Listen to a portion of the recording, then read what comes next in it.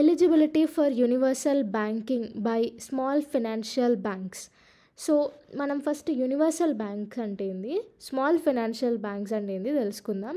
Universal banks అంటే దీనికి global లెవెల్లో దీని ఫైనాన్షియల్ సర్వీసెస్ అనేవి ఉంటాయి. ఓకే, అదే యూనివర్సల్ బ్యాంకింగ్.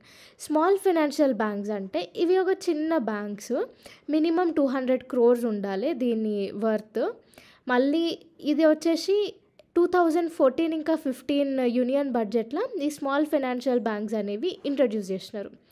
సో ఇది న్యూస్లో ఎందుకుందంటే స్మాల్ ఫైనాన్షియల్ బ్యాంక్స్ కూడా యూనివర్సల్ బ్యాంకింగ్కి ఎలిజిబిలిటీ క్రియేట్ చేసుకోవచ్చు.